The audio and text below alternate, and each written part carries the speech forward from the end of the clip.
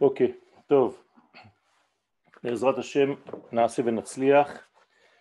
Merci à tous d'être présents. Et Bezrat Hashem, aujourd'hui, nous allons continuer notre développement concernant la notion d'Égypte et, d'une manière générale, la notion d'exil que l'Égypte représente, puisque l'Égypte, nous le rappelons, est la matrice de tous les exils. Étant donné qu'elle est la matrice de tous les exils, elle est aussi, bien entendu, la matrice de toutes les délivrances. En étudiant donc la notion d'Égypte, avec tout ce qu'elle comporte, nous étudions en fait et la Galoute et la Géoula d'une manière générale, et c'est très important puisque ce sont des notions principales dans toute la création, dans tout l'aspect de la création du monde, étant donné que le but même est de dévoiler les valeurs de l'infini. Et lorsque ces valeurs ne sont pas dévoilées dans ce monde, il s'agit donc d'un exil, et on peut parler aussi d'un exil des valeurs du divin, c'est-à-dire de la volonté divine. Car si l'Éternel ne se manifeste pas dans notre monde, ne se dévoile pas dans notre monde, c'est comme s'il avait raté sa création. Car le but même, c'était de se dévoiler. Étant donné que c'est le peuple d'Israël qui est le porte-parole, le but même de toute la création est donc de faire en sorte que les créatures arrivent à une connaissance et à une reconnaissance générale de toutes les connaissances possibles. Qu'est-ce que cela veut dire? Ça veut dire une connaissance qui monte jusqu'à le Anochi. Le Anochi qui se dévoile au moment du don de la Torah, et dont les Chachamim nous disent que Anochi, ce sont 4 lettres, Aleph, Nun, Chaf et Yud, qui représentent en fait Ana, Nafshi, Ketavit, Yehavit. Moi, mon âme, je l'ai écrite et je l'ai donnée. Voilà les initiales de la terminologie Anochi. L'être qui veut, on appelle ça en hébreu le Nefesh. Le Nefesh est équivalent au Ratson. Im yesh et nafshecha, si tu veux, en hébreu. Dans la Torah, il n'est pas écrit imatarotse, ça n'existe pas. On dit plutôt im yesh et nafshecha. Si ton âme, si ton nefesh est là, est présente. Automatiquement, on comprend qu'il s'agit d'une volonté. Car le nefesh représente la volonté. Ana nafshi, moi, mon être, mon âme, Akadosh Baruch Hu dit, Ketavit, je l'ai écrite dans la Torah, que je vous donne, Yehavit, Heveti lachem, je vous l'ai apporté. C'est en araméen, ce sont les initiales donc des 4 lettres du Anochi, du fameux Anochi. D'une manière intéressante, le mot Anachi en hébreu, les mêmes lettres, mais qui veut dire aussi vertical. La descente de l'infini vers nous se fait à la verticale, alors que nous, dans notre histoire humaine, nous sommes à l'horizontale. Donc il y a un point de contact entre le vertical divin qui descend dans notre monde et l'horizontal dans lequel nous sommes. Cette connaissance donc est très importante et elle unifie toutes les connaissances possibles et imaginables jusqu'à donc ce Anochi, créateur du monde et donneur de la Torah. D'ailleurs, Anochi Adonai Elohecha asher hotzeticha me'eretz Mitzrayim. C'est en arrivant à cette connaissance-là qu'on peut sortir d'Égypte. En arrivant à la connaissance de Anochi Adonai Elohecha. Donc il y a ici donc 3 termes. Anochi, que je viens d'expliquer, qui descendent donc verticalement, du haut vers le bas, donc du profond vers l'extérieur, et Adonai Elohecha juxtapose 2 noms, le tétragramme et le nom de Elohim, avec une appartenance. Elohecha, Shelcha. Donc en réalité, le tétragramme Yud-Ke Vav-Ke devient tien, devient le tien. Je te le donne. cette combinaison, Anochi Adonai Elohecha, c'est celle qui permet la sortie d'Égypte. Sans ces trois termes, il n'y a pas de sortie d'Égypte. C'est lorsque le tétragramme devient ton Dieu. C'est ça la sortie d'Égypte. Et la connaissance que Dieu demande n'est pas seulement pour Israël, mais pour toutes les nations du monde. Il faut arriver à une situation où les nations et les plus lointaines de ces nations, à commencer par l'Égypte, qui est la plus lointaine de toutes les nations du monde, au niveau conceptuel, il faut comprendre qu'il s'agit là d'un degré très lointain, le plus loin des valeurs de l'infini.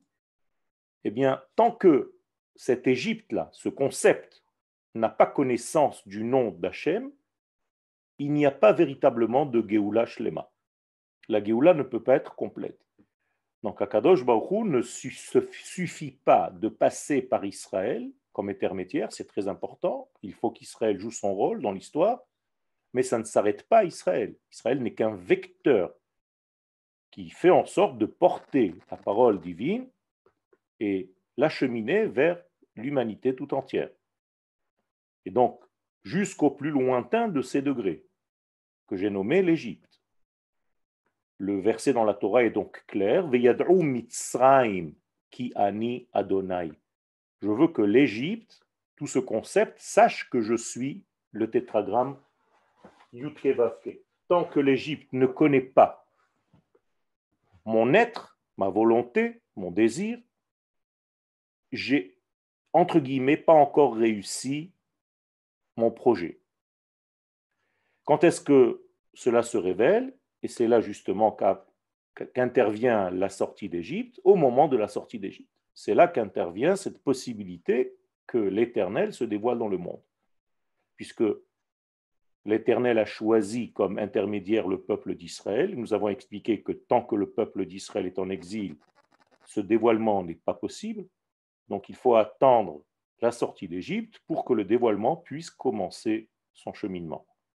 Les choses sont très claires, elles sont ficelées, elles sont cousues avec un fil d'or. C'est très juste, précis. Il n'y a rien qui dépasse. La Torah est simple dans sa logique. D'ailleurs, rien ne peut exister s'il n'y a pas cette sortie d'Égypte. Je vous rappelle que même le don de la Torah dépend de la sortie d'Égypte. Ceux qui ne sont pas sortis d'Égypte, de facto, ne reçoivent pas la Torah. Mais ça, c'est au niveau premier degré. Mais c'est beaucoup plus haut, beaucoup plus profond. Si tu n'es pas sorti dans ta vie de tes propres formes d'Égypte, mais ce sera des lacunes au niveau de ta réception de la Torah. C'est clair. Il n'y a que ceux qui sortent d'Égypte qui reçoivent la Torah. Et la mesure de ta Torah aura en réalité la mesure de ta sortie d'Égypte. Plus tu es sorti d'Égypte, plus ta Torah sera grande. Il y a donc différents degrés de Torah. Pas de don, mais de réception. Le donneur, lui, donne. C'est toujours le même donneur, avec la même Torah. Noten HaTorah. La différence est chez les réceptacles, chez nous. Donc chacun de nous, selon sa qualité, j'allais dire, de sortie d'Égypte, aura sa qualité de Torah. Il est très important donc de comprendre que si je considère que la sortie d'Égypte est une sortie d'un genre national, puisqu'il s'agit là de sauver la nation, il est aucunement rappelé, nulle part, un côté spirituel quelconque dans la sortie d'Égypte. Dans notre paracha, il y a 5 degrés d'évocation de cette sortie. Vehotzeti etrem, je vous sortirai. Vehitzalti etrem, je vous sauverai. Vegaalti etrem, je vous libérerai. Velakarti etrem lileam, je vous prendrai comme peuple. Veheveti etrem el admatrem, et je vous ramènerai sur votre terre. On n'entend rien du tout de spirituel. Ça veut dire que toute la sortie d'Égypte a un caractère national. C'est pour former la nation, pour dévoiler la nation. Or, si le caractère national que représente la sortie d'Égypte est la condition pour la réception de la Torah 50 jours plus tard, vous comprenez qu'on ne peut pas recevoir la Torah si ce n'est que nous sommes une nation. Donc le côté national précède le côté toranique. D'ailleurs, c'est dit chez nos sages, mais les gens ne comprennent pas parce qu'ils ne savent pas traduire. Derech Eretz Kadma, la Torah. Le chemin qui nous amène vers la terre, vers notre libération, vers notre souveraineté nationale, politique, eh bien, c'est ce qui nous permet de recevoir après la Torah. Donc, la parole divine était en prison avec son porte-parole. Pas de porte-parole, pas de parole. C'est simple. Vous pouvez me poser la question, mais pourquoi Kadosh Baruch Hu a choisi ce système? J'en sais rien. Il a choisi de passer par Israël, et tant qu'Israël n'est pas sur le podium de l'histoire, il n'y a pas de dévoilement. Cela sous-entend que le monde ne sait pas vers quelle direction il doit avancer. Le monde n'a pas encore de sens clair. Tout est embrouillé, car la parole divine est encore dans son emprisonnement. Et où se trouve cet emprisonnement? Dans la matière elle-même, créée par la même parole divine. Un paradoxe que même Freud aurait eu les cheveux qui se dressent sur la tête. C'est-à-dire la parole divine qui a créé la matière se trouve emprisonnée dans la même matière qu'elle vient de créer. Extraordinaire. Tout ceci est un but divin et tellement profondément dans la matière que même les créatures les plus élevées n'arrivent pas à se soustraire, à sortir de ce système, comme s'ils étaient tous emprisonnés dans une écorce, qu'on appelle donc une clipa dans les termes kabbalistiques, qui est comme l'écorce qui cache un fruit, pour arriver à éplucher cette écorce et arriver en fait à la parole limpide. En hébreu, hadibur tahor, la parole pure. Quand je parle de pureté, et là aussi nous sommes très affectés par 2000 ans d'exil, 2500 ans, donc toutes nos traductions sont erronées, ce sont des trahisons malheureusement. Donc lorsque je parle de pureté, je parle de l'inverse de la Toum'a. Or la Toum'a n'est pas une impureté, car je n'entends pas quoi que ce soit quand je dis impureté. La véritable traduction, c'est l'imperméabilité. Tamé, racine atum. Lorsque l'homme est imperméable à la valeur divine, eh bien, il est dans l'impureté. C'est ce qu'on appelle l'impureté. Donc, la pureté, c'est exactement son inverse. Être perméable au flux divin. Pour arriver à entendre la parole fluide, divine, qui fait véhiculer la volonté du Créateur pour la création, il faut ouvrir les portes. Et il faut ouvrir la porte à un verbe, à une parole qui soit liée à la liberté par excellence. Pas une parole qui étouffe, une parole claire. Rappelez-vous que Moshe avait du mal à parler. Pourquoi Moshe avait du mal à parler? Vehem lo ya'aminu bekoli. Vehem lo ya'aminu li. Nous disent les Chachamim dans la Chassidoute que c'est parce que le peuple n'est pas encore capable d'être à l'écoute que Moshe ne peut pas parler. Comprenez? Tout est par rapport au réceptacle, encore une fois. Pas de réception, pas de possibilité de parler. Ça ne sert à rien de parler s'il n'y a pas de récepteur. Or, le récepteur n'étant pas encore en place, Israël, Moshe Rabbeinu n'arrive pas à exprimer la véritable parole divine dans ce monde. Donc il bégaye.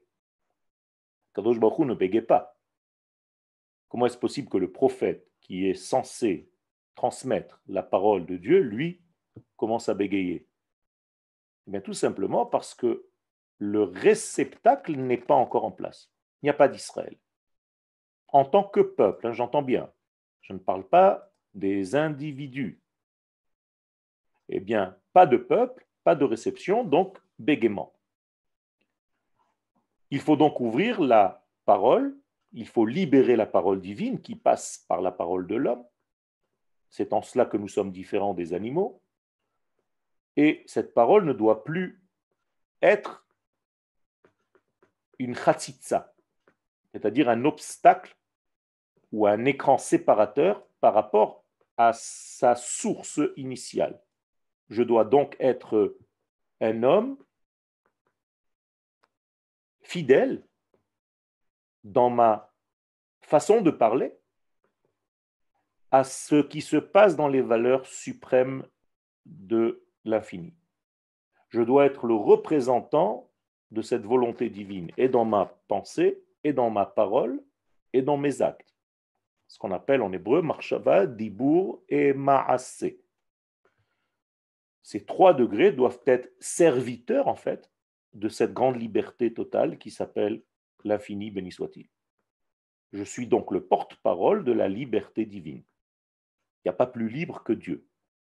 Donc le peuple d'Israël est le serviteur de la liberté. Lorsque le peuple d'Israël, effectivement, accepte sa mission, on n'entend plus Moshe bégayer. Ça s'arrête. Ça veut dire que le cli est bon. La parole est claire. Si j'extrapole, ça voudrait dire que le Rav, en fait, arrive à transmettre son message selon la qualité de ses élèves. Chez les pieds noirs, on dit que la tafina du Shabbat est bonne si les invités sont bons. C'est un petit peu pareil. Ça veut dire que il y a ici une prise de conscience et une prise en compte de celui qui est censé recevoir. Recevoir quoi? Donc la pensée divine enfermée, cloisonnée pour l'instant dans l'esprit de l'infini et son dévoilement. Donc l'intériorité la plus intérieure doit s'extérioriser dans l'extériorité la plus extérieure. Et c'est comme ça qu'on fait la parenthèse, en fait, de la vie tout entière. Pour ceci, il faut vouloir jouer ce rôle. Ce n'est pas facile. Beaucoup de gens ne veulent pas jouer ce rôle. La plupart des êtres qui étaient censés, ou en tout cas possibles, de participer à cette histoire, n'ont pas participé à cette histoire. Je vous rappelle que selon le meilleur sondage, 80% ne sont pas sortis. Je dis le meilleur parce que la Gemara dit beaucoup plus que cela. Mais les gens se sont arrêtés sur ce chiffre-là, peu importe. On va dire que 20% sont sortis. Ces 20% vont devenir donc les 100% du peuple d'Israël. On ne parle plus des 80%. Ils ne font pas partie de la nation d'Israël. Ils n'ont pas voté avec leurs jambes pour participer à l'histoire et à la destinée de notre nation. Donc ils sont exclus automatiquement. C'est là-bas où on pouvait, pour la première fois et la seule et unique fois dans l'histoire, devenir porteur du message Israël, donc devenir Israël, ou bien rester à l'extérieur de l'histoire. C'était là-bas qu'a été fait le tri. Maintenant, tu ne peux plus le faire. Tu fais partie de ces 20% qui sont devenus les 100%. Mais, même ces 20%, pour arriver à transmettre cette notion divine qui est tellement élevée, il faut se lever très tôt le matin. Il faut bosser. Ce n'est pas donné à tout le monde. D'ailleurs, le prophète Isaïe nous dit que pour annoncer que Dieu est là, il faut monter sur une très très haute montagne. Et non seulement il faut monter sur cette montagne, il faut crier très haut, très fort. Je vous le dis en hébreu, dans Isaïe 40, verset 9, Al-har gavoa, alilach mevaseret Tzion. Si vous croyez que Mevaseret Tzion c'était juste le nom d'une ville, en réalité, c'est l'expression de celle qui annonce, Mevaseret. Les Vaser, c'est annoncer, annonciateur de Tzion. On nous demande donc de monter sur une haute montagne. Harimi, bakoach, très fort, lève ta voix, colère. Mevaseret Yerushalayim, celle qui va annoncer à Jérusalem. Qu'est-ce qu'il y a à annoncer? Pourquoi il faut monter sur des hautes montagnes? Pourquoi il faut crier? Imri, dit, avec une haute voix sur une haute montagne, les Harei Yehuda, toutes les villes d'Israël, de Judée, Hine Elohechem, voici votre Dieu. Traduction simple. Lorsqu'on parle de Géoula, comme nous sommes en train de le faire, car il s'agit de la sortie d'Égypte, eh bien on parle d'un niveau très élevé. Et si tu ne montes pas sur cette montagne très élevée et tu ne portes pas ta parole à un verbe supérieur et non pas à une Torah du ras des pâquerettes, tu ne peux pas être annonciateur de ce niveau parce qu'il s'agit là de quelque chose d'énorme et tu n'es pas à la hauteur. Donc il faut se mettre à la hauteur, il faut se mettre à la portée du message que nous sommes censés partager. Et donc, il y a ici un verbe que nous devons libérer, nous, les enfants d'Israël, qui prend conscience, qui sait la valeur de la vie, c'est-à-dire la valeur de l'éternel, la valeur de l'intériorité des choses, de celui qui est Yotzer Ruach Ha'adam Bekirbo, de celui qui a façonné le souffle de l'être, de l'homme, dans son intériorité. Si tu n'es pas conscience de cette voix qui t'anime à l'intérieur, qui vient de l'infini, qui est ta liberté totale, eh bien, c'est un verbe sclérosé. Et là, on demande pour la sortie d'Égypte une libération du verbe. Vous savez que le Zohar, quand il parle de l'exil d'Égypte, il ne parle de rien d'autre que de ce sujet. C'est incroyable. Il dit que le véritable exil d'Égypte était l'exil de la parole. En une phrase, il a résumé tout ce que j'essaye de vous dire, mais en réalité, c'est ça. Il faut développer ce thème zoharique qui est en train de nous dire en réalité que le but pour lequel a eu lieu cette sortie d'Égypte était simple, clair et limpide. Il fallait libérer la parole divine. Et donc, c'est une parole qui reconnaît la spécificité de celui qui la porte, en l'occurrence Israël, puisque nous sommes le porte-parole. Je me dois, en tant qu'être d'Israël, vous avez remarqué que j'en emploie jamais le nom juif, okay? Israël. Il faut que je sois conscient de ma ségoula, c'est-à-dire de ma capacité intrinsèque, intérieure, celle que l'infini m'a octroyée et m'a placée à l'intérieur de moi comme une carte ADN, comme un système de génome qui m'a donné la capacité d'être un verbe, à tel point que j'ai même une possibilité de mesurer, comme Moshe Rabbeinu. Quand tu bégayes, ça veut dire que tu n'es pas encore à la portée. Peu importe pourquoi, tout à l'heure nous avons expliqué. Parce que le peuple n'est pas encore prêt à recevoir, à être disponible à l'écoute. Mais tu as ici un baromètre. Si tu bégayes dans ce que tu dis, si tu n'es pas clair dans ce que tu dis, si dans ce que tu dis, tout le monde a raison, tu ne peux pas faire passer un message. Ça s'appelle le postmodernisme. Malheureusement, aujourd'hui, tout le monde a raison. Lui, il a raison, lui, il a raison, l'autre aussi, il a raison, tout le monde a raison. Vous savez comment on dit tout le monde a raison en hébreu? Gam, vegam. Aussi et aussi. C'est d'ailleurs la racine du mot les gamgem, bégayer. Les gamgem, c'est gam et gam. Pourquoi bégayer? Vous comprenez bien que ce n'est pas un problème moteur qu'il avait, Moshe Rabbeinu. C'est tout simplement un problème d'identité, de savoir à qui j'appartiens.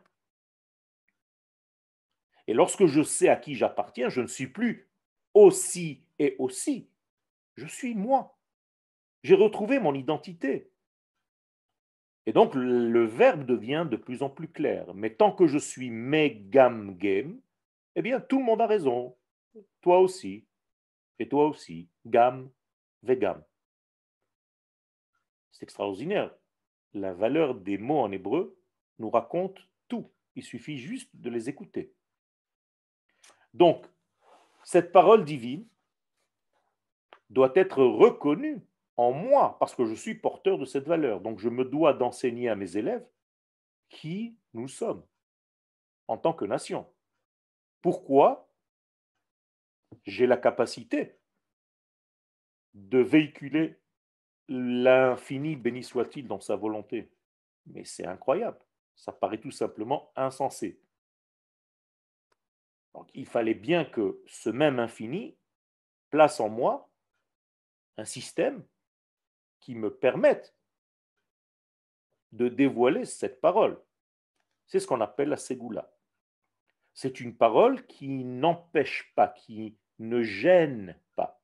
Et là, j'emploie le terme de paro. Vous vous rappelez, paro, c'est la fria, gêner.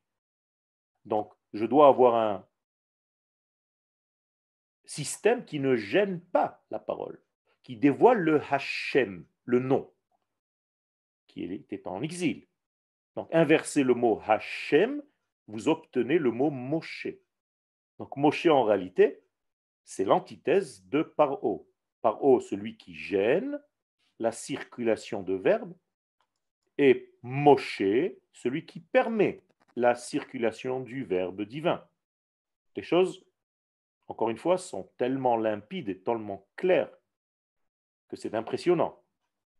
Et donc, il faut une parole qui ne retarde en rien la volonté première de l'infini béni soit-il de se dévoiler dans notre monde. Cette parole divine va donc utiliser un vecteur limpide qui n'est pas imperméable, mais au contraire qui est perméable. Et ce vecteur est censé capter à chaque instant cette parole divine qui circule dans l'univers. Je vous rappelle que Dieu n'a pas de changement, n'est pas soumis au changement. Donc oubliez en fait des croyances qui sont complètement étrangères au judaïsme, où on a l'impression que parfois Dieu parle et parfois Dieu se tait. Ça n'existe pas. Vous croyez que Dieu s'est levé à 8 heures du matin, un samedi, et s'est dit, tiens, qu'est-ce qu'on fait aujourd'hui? Ils doivent s'ennuyer en bas. Aujourd'hui, je vais donner la Torah. Ça ne marche pas comme ça, les amis. Les paroles de la Torah, les 10 paroles que vous connaissez, Anochi Adonai Elohecha Asher Hotzeticha Me'eretz Mitzrayim Mibet Avadim Lo Yeh Lecha Elohim Acherim Alpanai, toutes ces paroles sont dites constamment. Mais pas à partir du moment du don de la Torah, à partir de la création du monde. Tous ces mots sont dits dans l'univers. Ils traversent l'univers. Si on avait la capacité d'attraper les molécules, on aurait entendu ces sons. Alors comment se fait-il qu'à un moment donné, c'était un Shabbat, en telle année, on a eu la chance d'entendre? Tout simplement parce que le réceptacle était réglé. Le poste radio, ce jour-là, il a marché. C'est tout. Mais l'émission, elle, est donnée constamment. C'est une émission divine qui ne s'arrête jamais. Kol gadol velo yassaf, dit le verbe, le texte de la Torah. Une voix qui ne s'arrête jamais. Chez El la Sof. Alors oui, Toi, parfois tu entends. La plupart du temps, tu es bouché, imperméable. Donc il faut que tu te rendes perméable, et c'est possible, car c'est ta nature. Tu es toi-même le porteur de ce message divin, à chaque instant. Le'olam Adonai Devarcha Nitzav Bashamaim. Vous vous rappelez, on crie ça pendant 12 fois sans arrêt. Rosh Hashanah, Yom Kippourim, Le'olam Adonai Devarcha Nitzav Bashamaim. Les gens, ils pensent que c'est un mantra, tu sais. Qu'est-ce que ça veut dire? Mais ça veut dire que tout simplement, toi, Kadosh Baruch Hu, tu n'arrêtes pas de dire ce que tu as à dire. Mais bon sang, il n'y a pas beaucoup de gens qui arrivent à entendre. C'est terrible. Vous savez que c'est une souffrance pour celui qui dit, beaucoup plus que pour celui qui n'entend pas.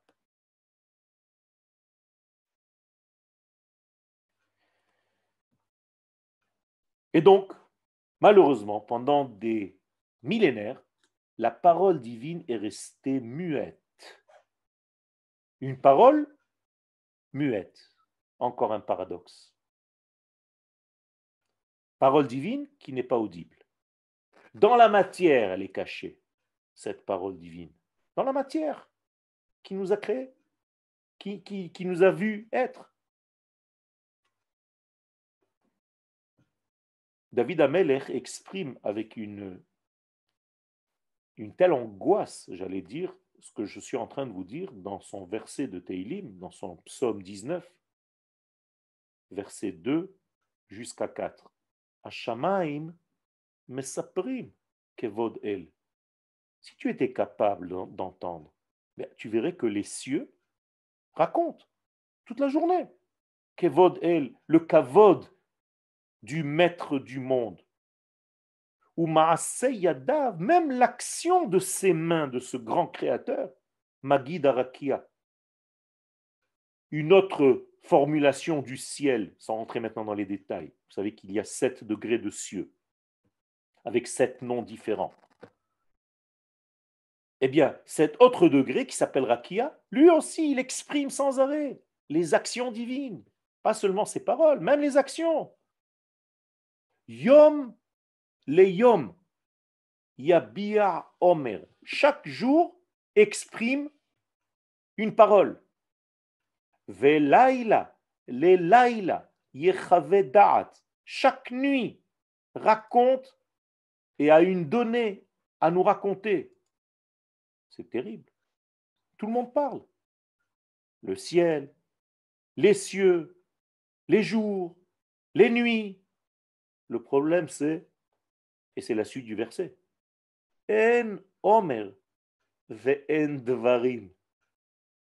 On n'entend rien, comme si personne ne parlait, comme si personne ne disait quoi que ce soit, on ne voit rien. Pourquoi? Bli. Parce qu'il n'y a pas de nishma kolam. Personne pour écouter. Dieu parle dans le vide. Alors que nous, le peuple d'Israël, nous avons été créés pour entendre. Mais tant qu'on est en exil, tant qu'on est dans l'ignorance de ce rôle, tant qu'on est dans l'ignorance que nous sommes une nation, on ne peut pas jouer notre rôle. Si vous croyez que vous êtes des juifs, vous ne pouvez pas jouer ce rôle. Il faut être Israël pour jouer ce rôle. Ainsi était la situation dans laquelle le peuple d'Israël était, tant qu'il n'était pas. Encore un paradoxe. Car la notion de peuple n'existait pas encore, on entendait juste les enfants d'Israël, Bnei Israël. Pas Am, pas le peuple. Am Israël, c'est juste au moment de la sortie d'Égypte. Et je vous l'ai dit, donc je le répète, mais c'est très important de savoir que lorsque le peuple sort de cette Égypte, qui sort en réalité d'Égypte? Dieu lui-même. Dieu peut s'exprimer enfin, parce que son porte-parole vient d'être libéré. La parole de Dieu n'est plus muette, dans la matière, créée par cette même parole. Cette parole est sortie de la clipa du silence.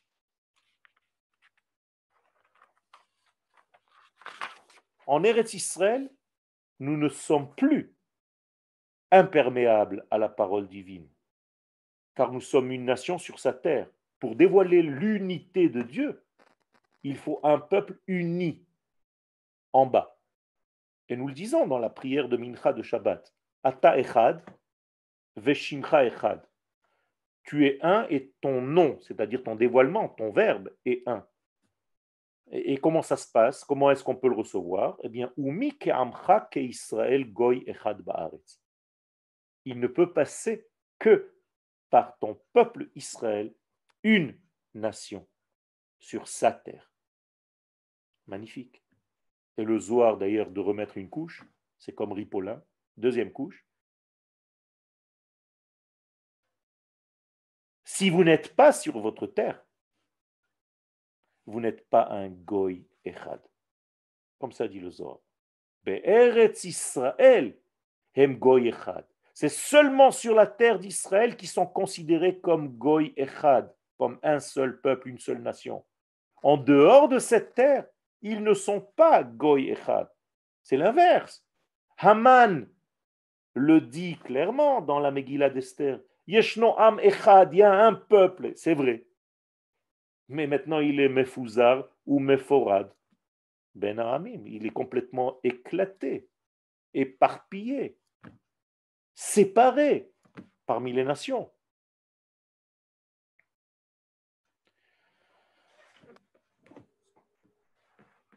En réalité, si cette parole divine était audible et qu'elle est justement constante, effectivement, à la fin des temps, on n'aura plus besoin de la fête de Shavuot, puisque nous fêtons le don de la Torah.